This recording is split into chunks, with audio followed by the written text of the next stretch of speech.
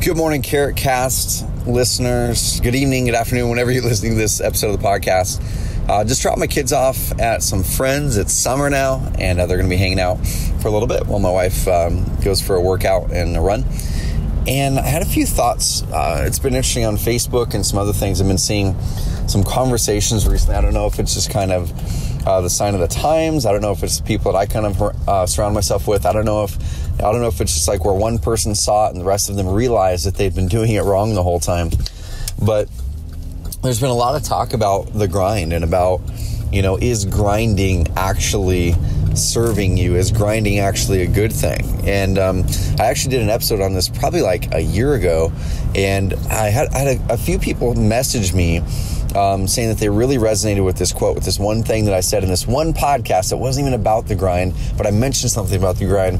And I said, the grind is a mindset, not an activity. Now, what do I mean by that? What do I mean by the grind is a mindset, not an activity? I know myself, I have been caught in that trap where there's been a couple times over the years where I had posted something on Facebook or I had said something, or I was even just in the mindset of, you know what, I'm going to wake up early, I'm grinding right now. And as if that's something that's a badge of honor, as if that's something that you guys should be proud of me for, for grinding. I haven't done that for years, but at the time that I did it, it was kind of like glorified. In the entrepreneur circles, it's glorified to be grinding. And if you're not grinding, you're probably not working hard. If you're not grinding, you must not love what you're doing. If you're not grinding, therefore you're not going to have success. And there's some entrepreneurs that I really look up to that really glorify the grind. Now, I'm not saying I look up to them because of that. I look up to them for other reasons, because they're building movements, they're changing people's lives. But there's a couple things I think that they're not serving the average entrepreneur with. As an example, Gary Vaynerchuk, loved the dude. Fun fact, I was at his very, very first ever paid speaking gig back in 2010 in Orlando, Florida, at an event called New Beginnings, and it was such an amazing event. It was before his book Crush It came out, all that. Got to hang out with him for like an hour. Met him again like the next year at another event for a private lunch, and then he blew up. But he really is a guy who glorifies the grind. I think a lot of people look at Gary and go, well, if I'm not doing what he's doing, therefore I can't be happy. Therefore I can't be a success. Therefore, I can't be an entrepreneur that has what I want to have, or experiences what I want to experience, or impacts what I want to impact. And on the flip side of it, though, you look at a lot of other entrepreneurs. You look at Richard Branson now. Richard Branson works his butt off, but he also isn't glorifying the grind. He's glorifying the lifestyle. He glorifies time off. He glorifies fun. And that's the entrepreneur I want to look up to. Like, I want to look up to that guy. I want to look up to the guy who says, you know what, I've realized that I'm not great at everything, and I don't have to grind my way to success and happiness and impact. What I can do is I can cast a great vision. I can make people want to surround themselves with me or around me, and I can find the best people to go and do those things so I don't have to grind, so I can serve my team, my company, my mission with my vision. And I started to make that mindset shift a couple of years ago. And it was interesting because there's a couple of my friends and colleagues who posted on Facebook this week, and they're very successful guys. One of them, he's been on the podcast before, and it sounds like he's kind of going through his own, soul searching, where he's going, okay, we set out to be entrepreneurs for several things, and this is something I've been really beating this drum for the past year, that in general we become entrepreneurs because we want the freedom, the flexibility, you want the finances that come with it, and then you want hopefully someday you can make an impact, right? We want the freedom, the flexibility, finances that come with it, and someday we can make an impact. And the problem is, oftentimes we get the finances because we're grinding, right? We're putting our heads down, and we have to get work done. And I don't want people to think, oh my gosh, this is a guy saying that, as he's successful now, of course he can say, well, you don't have to work really, really hard. That's not what it's about. Okay, and I'm going to be telling you exactly what I have had success doing, even in the early days, and exactly what I would give advice to my own brother for today. Okay, but here's the thing. He became successful. We became successful because we had to put our heads down. We had to work. We had to get focused. We had to do things that were required, and we had to grind a little bit. Okay, my problem with the grind, in air quotes, is when people make it a lifestyle. Is when people glorify it. Is when people act like the grind is the goal, the grind is the thing that you're looking for. When people act like and inspire others to want the grind. I don't think any of us want the grind. Like, if you just think about the picture, like picture in your mind what grinding is. Picture in your mind what that is. Is that something you can do for a long time? Can gears in a machine grind for a long time without getting broken? Eventually they're going to be ground to a pulp and the gears won't work anymore. They just won't work anymore. So what is it that you prevent? What is it that you do to prevent the gears from grinding? Well, if there's little flecks of metal in there, if there's not good lubrication, it's going to grind.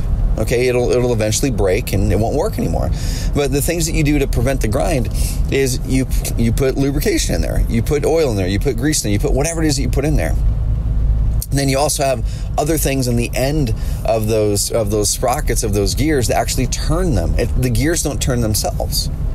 And then what I'm trying to say there is, if you have a business and you're grinding and you're the only one, or you're one or two or three or four people, and you're grinding all of the time, every day, every week, for weeks, if not months, eventually you're going to break. You need to find people around you who can turn the darn gear for you. You need to find people around you who can be the ones who move the machine. You just guide the machine. Okay, you add the grease to the machine so it can move.